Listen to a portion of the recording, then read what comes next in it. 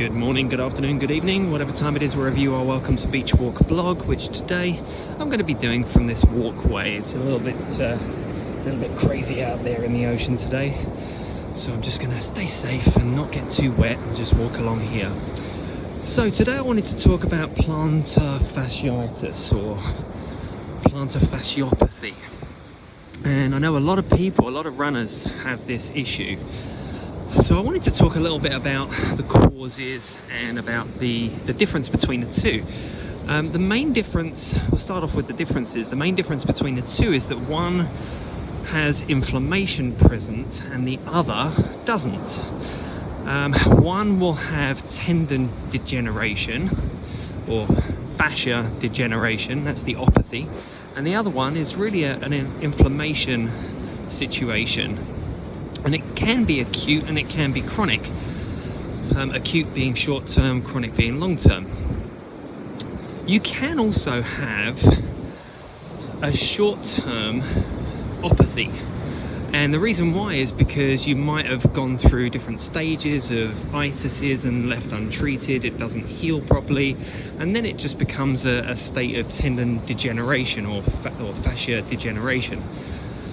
And then you're in a situation where you've got an opathy, you've got a degeneration of the tendon, of the fascial tissue, and you've just got degeneration and it just doesn't heal and it just continues to get worse and worse. So, treatment of these, first thing you've got to do is stop pissing it off. I say that about a lot of things. You've got to stop pissing it off. So you've got to stop stretching. You've got to stop trying to stretch in tissues that don't like to be stretched. And of course, tendon likes to be stretched, but in very micro doses. And talking about micro doses, we're talking about nths of a second, up to maybe a couple of seconds. But beyond that, you're going to start getting deformation of the tendon. And the same thing applies with the fascia. The fascia and the tendon are very, very similar structures. They're both elastic structures, which means that they respond to load. They stretch and then they recoil. So if we get an elastic tissue that has a point at which it likes to be stretched, but only for a very, very short period of time, and you're just trying to stretch the hell out of it to get it longer, which is so incredibly stupid because this tissue in itself is actually resistant to force. Like I said, it likes to be stretched for a microsecond or a very, very short period of time, and then it recoils back to its original state. It doesn't get tighter. It doesn't get tight and therefore need lengthening. That doesn't occur. Okay? Now we also know that stretching, whatever you want to call it, static forced stretching, without load doesn't work. So when we how can I explain that? I'm going to try and explain that now. Now, if I passively try and stretch a muscle, it doesn't stretch the muscle before it stretches the fascial tissue that protects that muscle, because fascia protects muscle also protects fascia. They have like a symbiotic relationship. When you take a joint to its end range of motion, or to a range of motion that causes a stretch on the tissues, you're not stretching the muscle first. And also chances are you're actually never going to stretch the muscle, because anatomically the muscle will go into a longer range of motion than the joint will allow. The joint will stop the muscle from stretching first in a lot of cases in the body. And this is kinesiology 101 really. So when you are passively stretching, the muscle is not gripping onto the underlying fascia and tensing the fascia. What you're doing is you are stretching that fascia with no protection of the muscle. That is stretching the fascial tissue, which is the elastic tissue, which likes to be stretched with its muscle contracted for a very, very short period of time. Now, when you passively stretch, like I just said, you are putting a lot of load, a lot of force through a structure that doesn't like to be stretched for long periods of time. It likes to be stretched and then unloaded to snap back and recoil like a spring. So when you are trying to stretch the hell out of your plantar fascia or your Achilles tendon, you're doing damage to those tissues. All right, you are doing exactly what the opathy is already doing. You're degrading, you're getting tendon or fascial degradation because you're doing more of what's already been done. Now the problem is that where you get this plantar fasciitis or plantar fasciopathy, that's not the problem area, it's not the cause of the problem. The problem is somewhere else. The problem is that those tissues have probably been loaded for a very long period of time and they're not getting unloaded. So think a postural situation, think of a habitual situation, think of exercises that you do, think of the way that your foot and ankle move.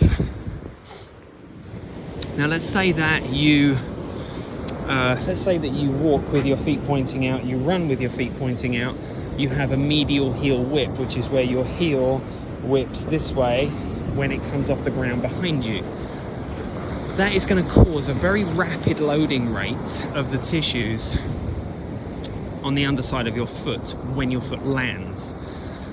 And that is, the loading rate is also a factor in the overall amount of load that the tissues get. Now, the faster something loads, the more elastic it must be, the more responsive to that load it must be. So if something is loading very, very fast, it's got to be very, very good at dealing with that load.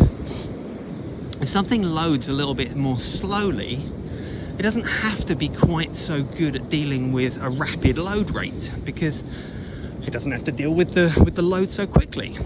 So think of it like this. Imagine somebody is lowering a 200-pound weight into your arms, and they're lowering it very slowly, and it gives you time to respond to the load.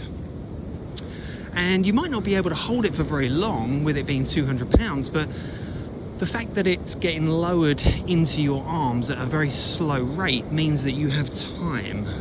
So it means that the force is lower because force is load times speed, or mass times acceleration.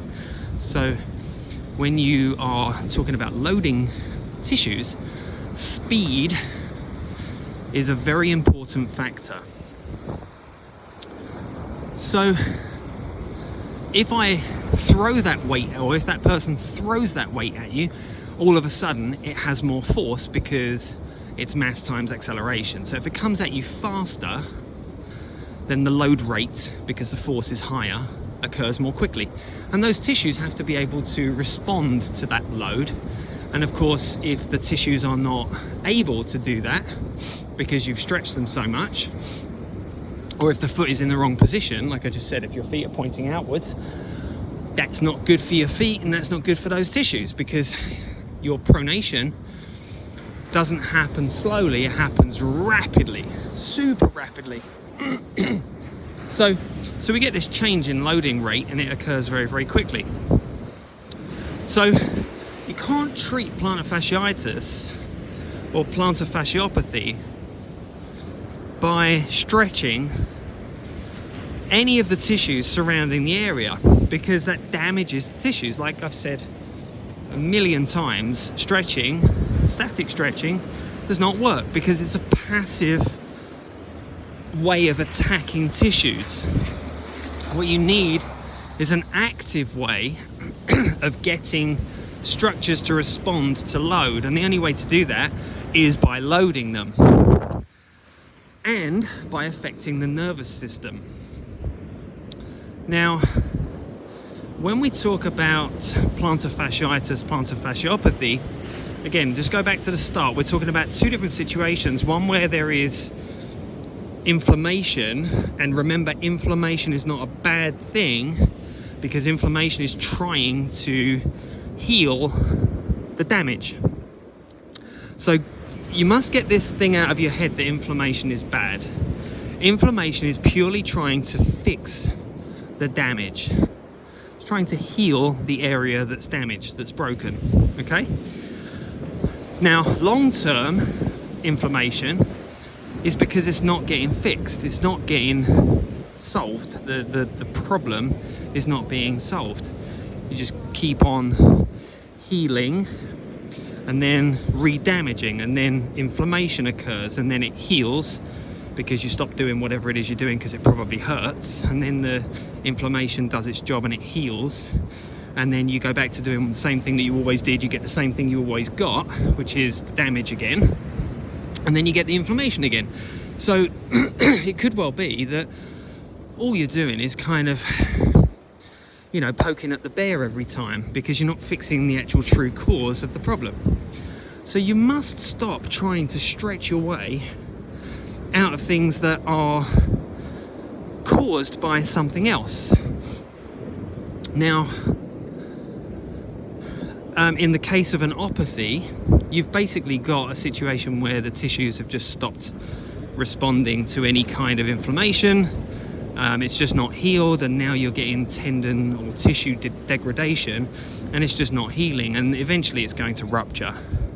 It's going to rupture. So what we need is a situation where, firstly, you stop pissing it off, whatever that means, doing what you always did.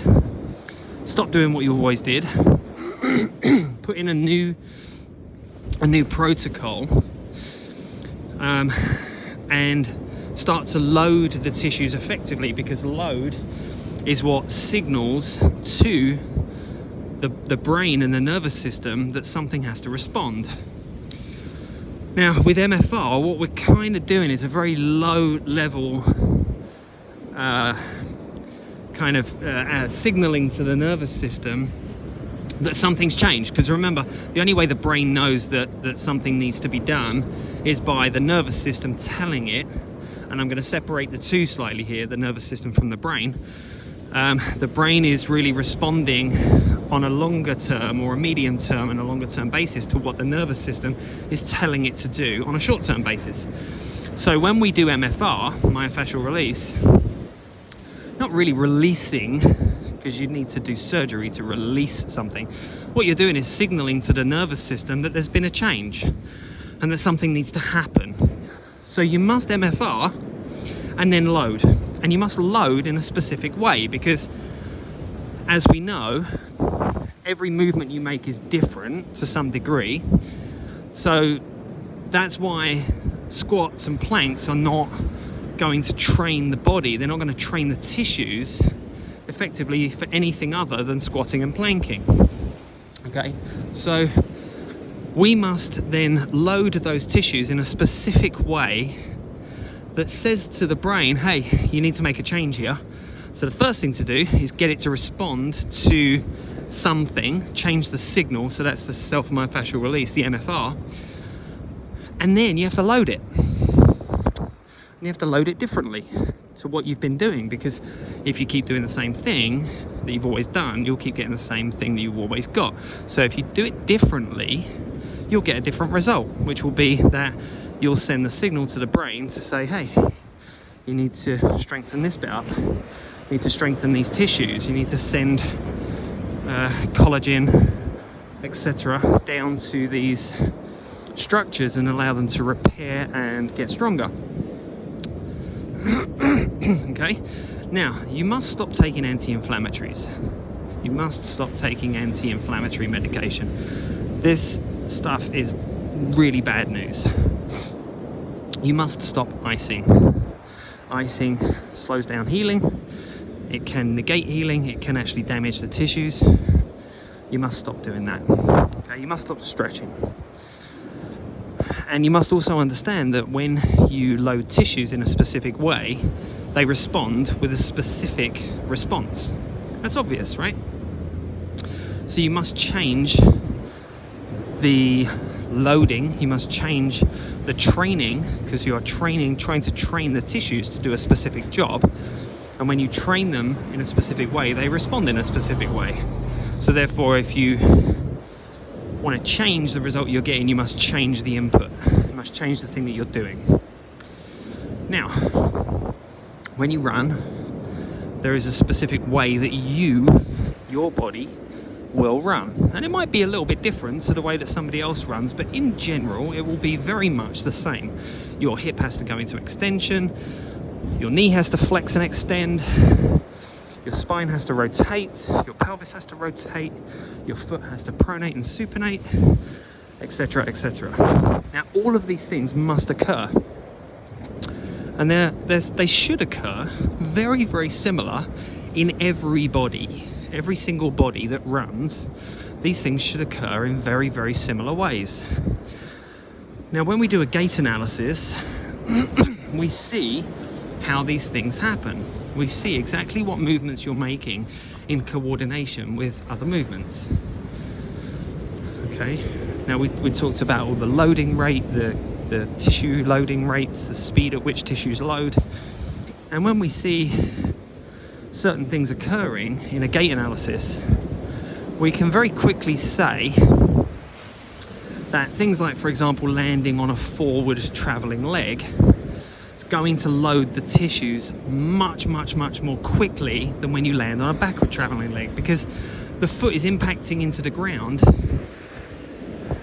at a very rapid rate.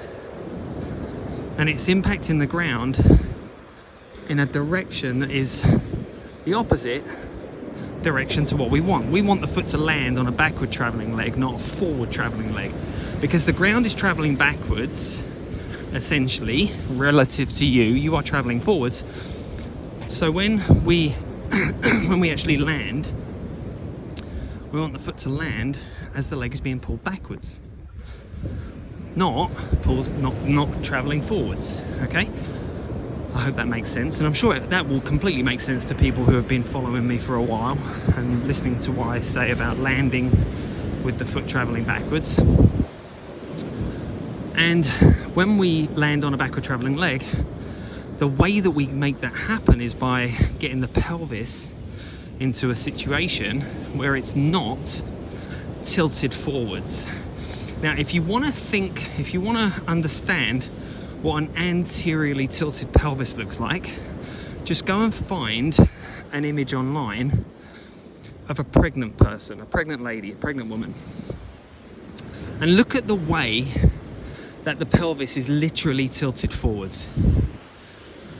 Okay, and that is basically the cause, most of the time, I'm going to go for in the high 90% of the time, that is the cause of an excessive forward lean in the body, and therefore the foot landing as it's still traveling forwards, because it doesn't have the capability to lift and flex the hip very well so that it can then be pulled backwards. Now I'll put a link in the description box here in this video to another video that I did talking all about getting the leg to be pulled backwards before the foot lands, so landing on a backward traveling leg. Now you must try and understand these differences, because they're not subtle differences, they're like gobsmackingly gaping huge differences between the two. And the position of the pelvis is huge in running. Now, when the pelvis is tipped forwards into an anterior tilt, like I just said, the tissues that connect the foot to the pelvis, the fascia, is all pulled into length. Now, when we have that situation with the foot of a itisopathy, whatever it is, we have a situation where somebody says, oh, I've got tight calves and tight hamstrings. They're not tight, they are taut. They're being pulled by something above. Now, there's probably also contributing factors around the ankle. Like, for example, I've sprained my ankle a few times. That will affect the way that the ankle functions. It'll affect the way that the foot acts during pronation, supination, during the landing cycle, during stance phase of gait, during swing phase of gait. It will affect it all. So when we're talking about plantar fasciitis, plantar fasciopathy, we have to take all of these things into consideration so that we're dealing with the body as a global structure, not just in a isolationist fashion, because nothing is isolated. Your foot is at the mercy of everything above it, and everything above the foot is placing a demand on the foot. So think of how the foot is organized and arranged. So you've got 3 arches to the foot. You've got a medial longitudinal arch, you've got a lateral longitudinal arch, and then you've got the transverse arch. Now, if you are somebody who has been wearing tight restrictive footwear, you are not going to load through those tissues very well. In fact, the muscles are going to do a absolute ton of work dealing with the force, and the muscles are not good at dealing with high loads. Fascia is incredibly good at dealing with high loads, which is why we have the plantar fascia and the Achilles tendon and the IT band and the thoracolumbar fascia. These are structures that are incredibly good at dealing with high force, high load for very short periods of time, like in sprinting, in running. But the problem is, when you have restrictions to the way that your foot moves, or your foot's in a compromised position, all of those structures are not going to work very well. And they can't work very well if the foot doesn't look like a foot, act like a foot, and the arches don't do a very good job. Now, the arches can't do a very good job if you are not wearing shoes that allow your toes to splay outwards, splay, right? And you can also change your footwear and still have crappy toe splay, because things don't just change just because you wear different shoes, just because you allow or give the toes space to splay.